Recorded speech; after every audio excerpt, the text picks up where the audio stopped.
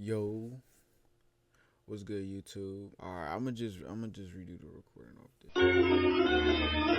this. What's good, YouTube? This is the behind the scenes of how I made my short film ships. You can call me John or Ray. Either. I really don't care, to be honest. Y'all want me to like continue with these former I'm gonna say like long form kind of talking videos, or it's like, you know what I'm saying, more chill, laid back when y'all getting info, or if y'all want it to be more of like a montage of me like getting through the project, you know. All right, boom. So we have the interior of the spaceship, and then we have like basically outside exterior parts that were basically put on the spaceship. But we have basically my main lens, which was like the first thing that I made. Well, let's go here with materials too. Basically, the first thing that I made was basically kind of like this lens. Basically, just a cylinder, some X screw, and some bevel, and that's basically how I got it to make this lens. You can watch the tutorial. Like I said, I'm not gonna go too in depth. I'm trying to get it, and then we have basically a base, which is basically another cylinder duplicated around to get kind of more detail on this like lens area. Like I said, some of this stuff is just duplicated around with more detail. Screw and bevel, and you'll be all right. Like, it's just playing around. You can rotate some things, and you'll be all right. This side part is, I'm not gonna lie, it's strictly ripped from the video. I did not feel like changing it or doing anything pretty much to it. And now I'm gonna close or cylinders with materials with basically it has a alpha and a normal change. You can start compiling these things together, right?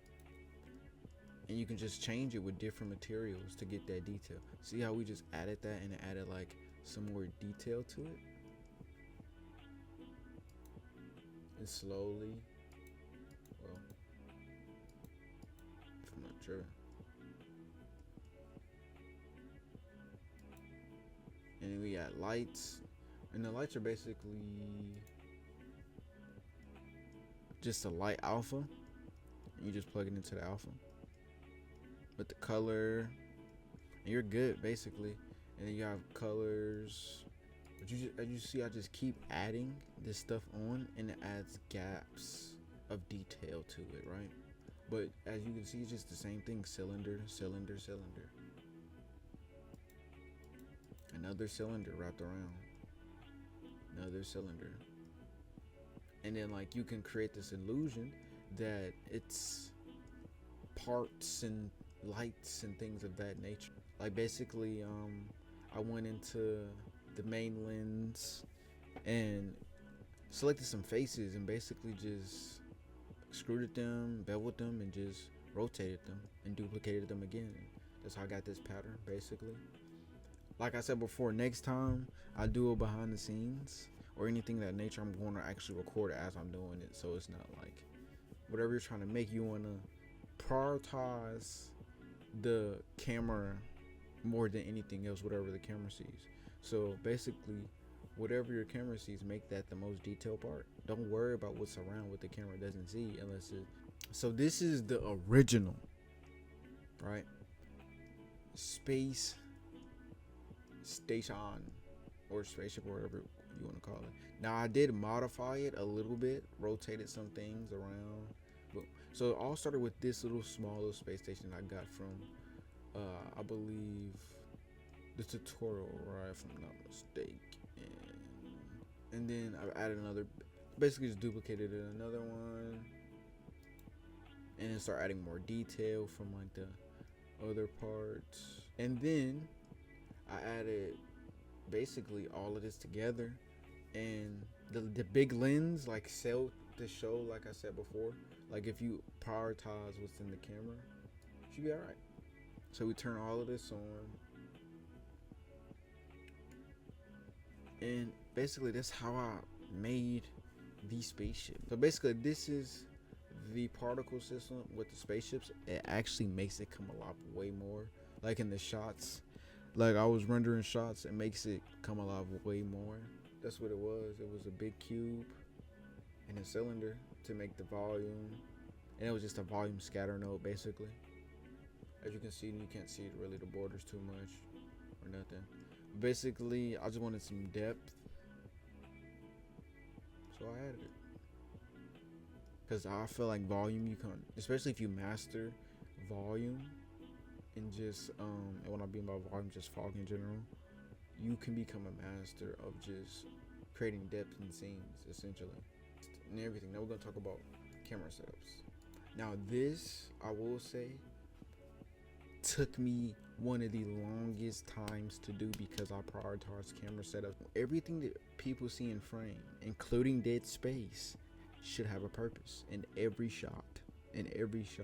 We did 8 different camera setups, and really just one light. We just played with the light until I really enjoyed it. As you can see, this is our image. Now it doesn't look bad. If you can composite it together, bro, you can literally save things that you make. Literally. Well, I can't show y'all the image and how it impacts the image because, to be honest, I do not want to re-render. So I feel like most people know about this: color balance, lens distortion, different types of glares. I'm not gonna go too crazy. And then this, where we get into the, I rendered in multiple different passes, like a lot, like the maximum I could go.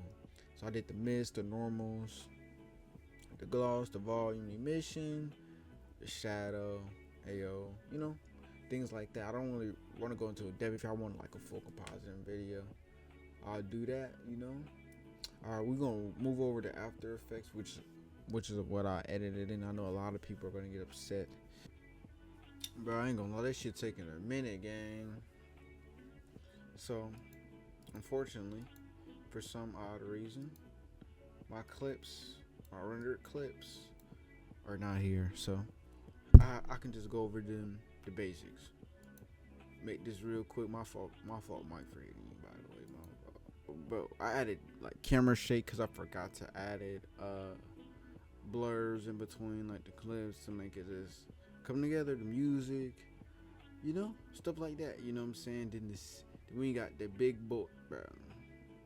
I added CC, you know what I'm saying. We can talk about the CC later if y'all want to get like a more in-depth CC. I don't feel like looking at this for too much longer because this shit is finna crash. Hey, look how slow it closed too, bro. Come on, bro. Close, bro.